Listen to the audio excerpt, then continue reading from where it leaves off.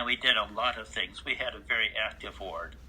A very active ward because the kids ran the ward. It's the program the church has tried to launch many times where they have the young people do the organizing, putting the thing together, and making the show go, and they have adult shadow support. Well, we did that. And Arthur, my big brother, was kind of the guy who ran everything. It just, what it was.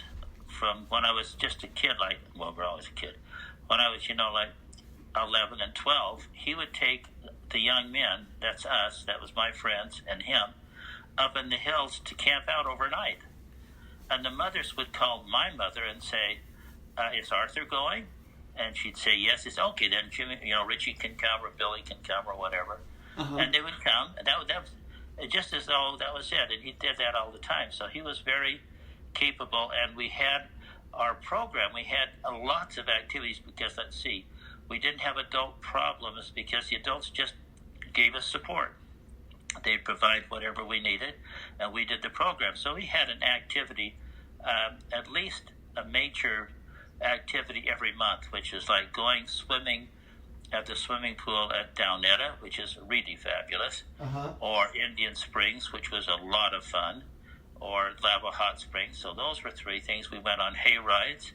We had it all set up and to go for a hay ride because the farmer knew us, and we went out and worked on the church farm a lot. And he knew us, and he knew our family. So Arthur would call up the farmer out there, and he'd say, we're planning on going on a hay ride. Is the hay rack free? And they'd say, sure, you know where it is and what to do. That was the whole thing. That was the entire discussion. You know where it is, you know what to do. And so we'd drive out. Now, my father had a big old 1950 Lincoln. The thing had a huge V8 engine and could pull absolutely anything. It was very easy. We'd just go out there, had a trailer hitch on the back. We'd hook up the hay rack with it, and then we'd put straw on the hay rack. We just put the straw, and the church mostly grew sugar beets, and for the grain crop, they grew barley. And barley straw is really wonderful stuff. It's very smooth. It's slick. It doesn't. If you have alfalfa hay, that's horrible stuff to use for a hay ride. You itch. It's awful. It's just a mess. It's just not fun. It's great for a feed for cattle. And barley straw, I don't think is any good for cattle. It's just, I don't know what.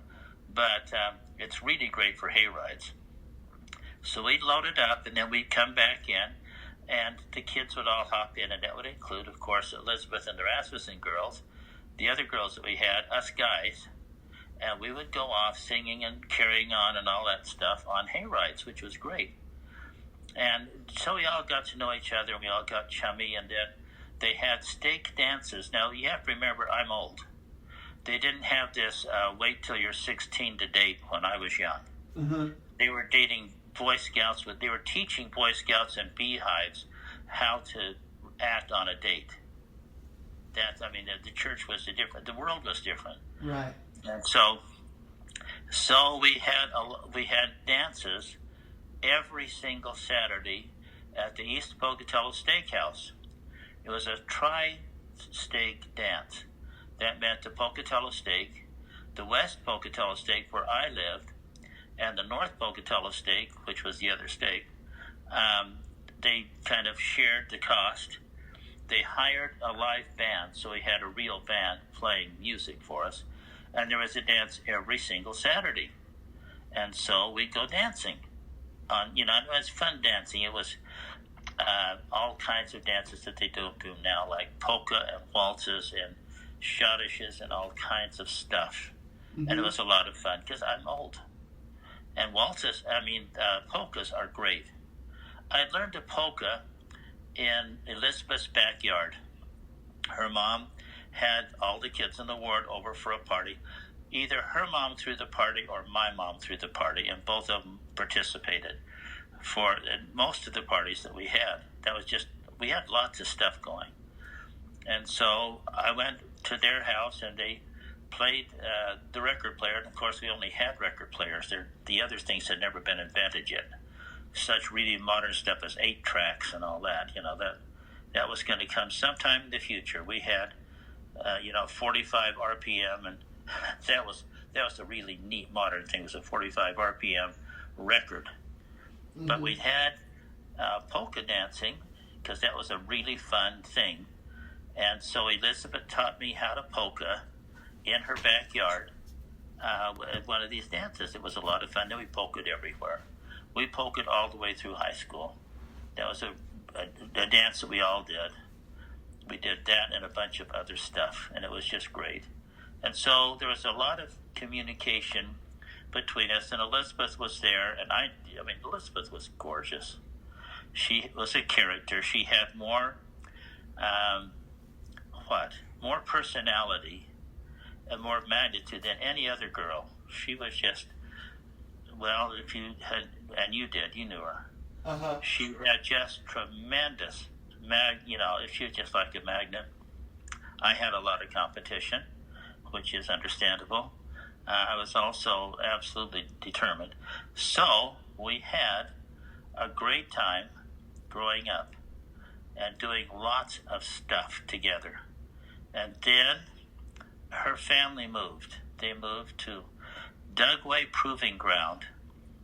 Dugway was a little town at the side of Dugway Proving Ground, which was west of Tooele a whole bunch, like 50 miles into the desert. That's where Dugway Proving Ground is, where they test stuff that we don't have, nor do we test, nor does it exist, except, of course, that's what they do 24 hours a day, costing huge amounts of money and doing stuff. But it's one of those things we don't have. Uh-huh. Just like we didn't have U2s until they shot Powers down, that sort of thing. And so Jesse got a job not working there or not being there to work or whatever that is that he was supposedly doing. Mm-hmm. And his family moved there, and Elizabeth came and spent several weeks with us that summer, and I can remember that very clearly. She was gorgeous. I was smitten. Elizabeth would be only smitten for a little bit, and then she'd get tired of me because I was no challenge. I mean, she owned me back from when I first proposed to her, because when I proposed to her about the hard-boiled egg, it was really a little more than that. So, I mean, she was everything. She always was, just fantastic person. So then, since they moved into Tooele from Dugway. At Dugway, they lived in a cabin with a dirt floor.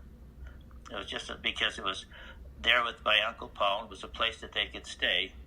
They were actually pioneers. Elizabeth was a pioneer girl. She bathed in a big steel tub on the floor in the kitchen, and the water was heated on the stove. Wow. That's that level, and they had an outhouse outside. Wow. And she lived with the Indians at Fort Hall, so she had Indian experiences. She had all the pioneering experiences. She knew how to kill a chicken and pluck it right off the bat. This is as a kid, right? Because farm kids and pioneer kids could do that. In every way, Elizabeth was a pioneer girl. She was also extremely modern and extremely everything else, but she had all the skills that go with that. And, of course, I was always smitten, and she was gorgeous. She was the prettiest redhead you ever saw. And her personality was just fantastic. So, in the summers, she'd come and stay for weeks with Elizabeth at our house to be with Susan, my daughter, my sister. And so they had a lot of fun, and there she was and all that. And I was smitten every time.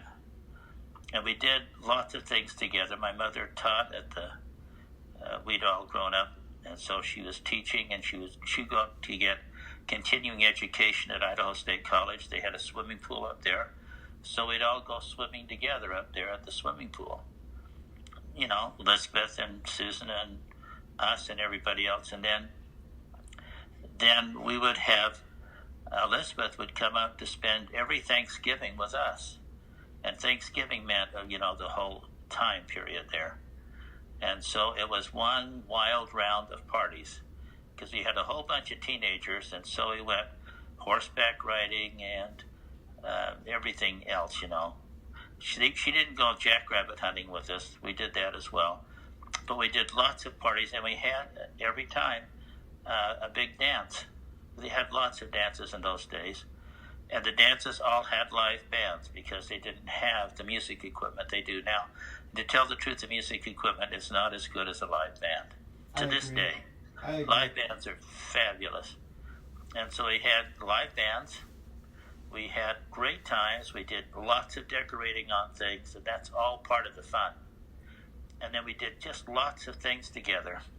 And Arthur, my brother, was pretty sharp, and so he taught me, and we did it pretty well. We'd have a togetherness activity at Mutual. That would be the young men and young women. And then there's always food, because let's see, LDS and food go together, right? That's true. And especially then, and especially that group. And Elizabeth could cook always.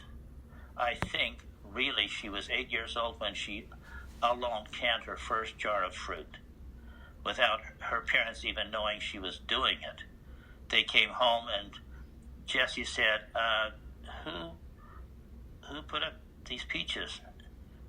And Lupio said, I have no idea. And Elizabeth said, I did. And they were just fine. She did just great. And she was 8 years old. That's awesome. Oh, yeah. So, I mean, she was she broke the mold.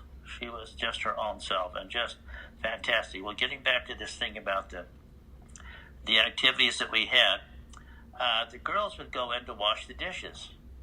After the activity, we'd done the dance and all the stuff, and the girls went in to wash the dishes. And Arthur said, come with me, Howard. And so I did. And we went in the kitchen to help the girls. Well, the other guys weren't going to help.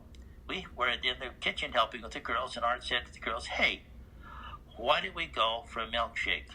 We could just slide right out here. We got our car right here. Why don't we just all hop in? So we took the girls and hopped in Big Lincoln, and that was before they had seat belts or any idea of number of people had to go in anywhere. Now that Mickey Mouse stuff did not exist. Uh-huh. We were married and had our children fairly, as older teenagers before they even installed seat belts. So it was just, so you could have a lot of people in one car and nobody cared. You weren't going to be pulled over at all, ever. Uh-huh. So Arthur and I would have the girls, and we would be on our way having milkshakes with the girls, and the guys out there would be waiting for the girls to get through, and the girls never came out of that kitchen on account of they went out the back door with us. So we had a great time, lots of fun, lots of activities, and Elizabeth had me totally controlled. Uh-huh. And I just loved her socks. Now, Myrna liked my brother Arthur very much, and that was kind of cool. But I tried to get with Elizabeth. I was not very successful for very long because she didn't think I was too sharp an awful lot of time, and told me so. Really? Elizabeth was never shy about explaining things to me all of her life. When we got married, it hadn't changed yet. She'd still, if I tried to put something, if I tried to sell her on an idea, she'd sometimes say, Howard, I'd give that about a C minus. Yeah, that was terrible. She'd grade by efforts, So anyway. That's awesome. Well, yeah, so there we were.